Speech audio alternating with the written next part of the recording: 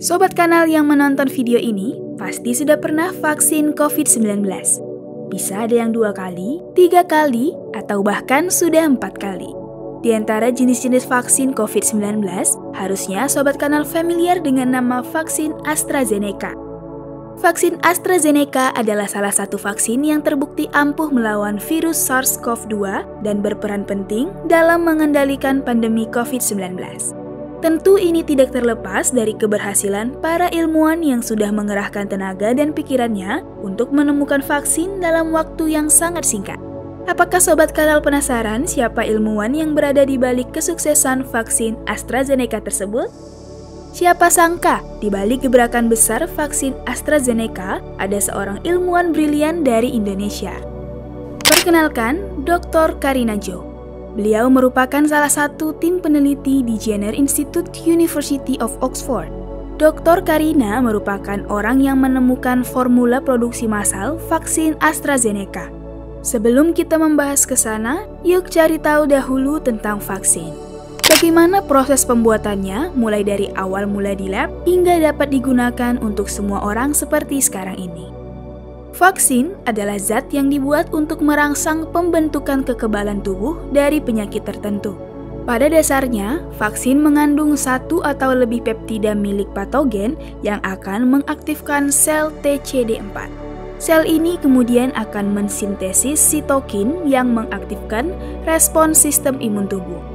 Vaksin akan membuat tubuh mengaktifasi sel TCD8, mengeluarkan antibodi spesifik, dan menstimulasi makrofag. Melalui proses ini, sistem imun tubuh kemudian akan membentuk sel memori. Sel memori inilah yang membuat tubuh memiliki kekebalan terhadap suatu patogen tertentu. Jika berbicara mengenai sejarah vaksin, kita kembali pada tahun 2010. Saat itu, Komunitas Kesehatan Global atau Global Health Community mendeklarasikan Decade of Vaccines. Deklarasi ini menandai jalan menuju visi ambisius pada tahun 2020, yaitu menciptakan sebuah dunia di mana semua individu dan komunitas menikmati kehidupan yang bebas dari penyakit, yang kemudian membuat sebuah upaya multisektoral yang bernama Global Vaccine Action Plan 2011 sampai 2020, yang membuat target-target ambisius pada sektor vaksin. Setelah 8 tahun, beberapa indikator utama GVAP telah mencapai kemajuan, tetapi beberapa di antaranya indikator tersebut masih rapuh. Hingga tahun 2017, lebih dari 20 juta anak di 123 negara telah mendapatkan vaksin. Akan tetapi, masih terdapat beberapa outbreak wabah campak dan difeteri serta keraguan masyarakat terhadap cara kerja vaksin itu sendiri. Pandemi COVID-19 pada tahun 2020 menjadi sebuah tonggak awal dari perkembangan pesat industri vaksin. Pada tahun tersebut, permintaan vaksin melonjak tajam di berbagai negara. Tidak hanya itu, kesadaran masyarakat akan pentingnya vaksin membuat keraguan akan vaksin berkurang. Hal ini mengakibatkan meningkatnya permintaan produksi dan distribusi vaksin secara masif. Kondisi ini kemudian mengharuskan industri vaksin beradaptasi dengan cepat untuk memenuhi tuntutan dihasilkannya vaksin yang efektif dalam waktu yang singkat. Proses pembuatan vaksin diawali dengan riset preklinik, yaitu proses yang berlangsung di laboratorium yang bertujuan untuk mencari formula vaksin. Pandemi membuat peneliti menemukan berbagai teknologi baru untuk membuat vaksin. Dahulu, banyak vaksin tradisional yang langsung mengirimkan patogen menular ke tubuh kita untuk melatih sistem kekebalan kita guna melawan paparan patogen tersebut di masa depan. Metode ini terbukti efektif, tetapi menimbulkan risiko pasien mengalami infeksi patogen yang kita berikan. Untuk mengatasi hal tersebut, vaksin AstraZeneca milik tim vaksin COVID-19 Oxford menggunakan adenovirus sebagai vektor atau perantara pengiriman patogen. Vaksin AstraZeneca menggunakan vektor ChAdOxL, yaitu adenovirus non-enveloped double-stranded DNA milik simpanse. Ini adalah adenovirus lemah yang tidak berbahaya. ChAdOxL dipilih sebagai teknologi vaksin yang paling cocok untuk vaksin SARS-CoV-2 karena terbukti menghasilkan respons imun yang lebih kuat. Vektor ini telah diubah secara genetik sehingga tidak mungkin bereplikasi dan menimbulkan infeksi pada tubuh manusia.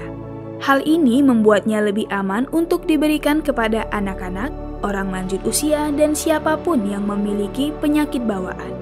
Vaksin AstraZeneca mengandung rangkaian genetik yang menargetkan spike pada permukaan virus SARS-CoV-2 sehingga dapat memicu sistem imun untuk menyerang virus corona jika kemudian menginfeksi tubuh. Wah, keren sekali ya Sobat Kanal. Kalau begitu vaksinnya sudah siap pakai dong. Sobat Kanal jangan mengira proses pembuatan vaksin hanya sampai di tahap laboratorium saja ya. Dalam pengembangan obat, langkah yang penting adalah transisi dari tahap preklinis ke tahap studi klinis atau uji coba pada manusia yang disebut Valley of Death atau lembah kematian. Pada proses inilah banyak sekali penelitian preklinik yang terhenti karena harus menerjemahkan temuan ilmiah lab ke penelitian pada manusia dan mendapatkan persetujuan dari agensi kesehatan. Jika vaksin lolos fase ini, vaksin masih harus melalui fase studi klinis yang terdiri dari 3 fase untuk menilai apakah vaksin CHAdOXL akan bekerja melawan COVID-19. Apakah vaksin tersebut menimbulkan efek samping, dan apakah vaksin tersebut memicu respon imun dengan baik. Perjalanan vaksin AstraZeneca ternyata tidak berjalan mulus.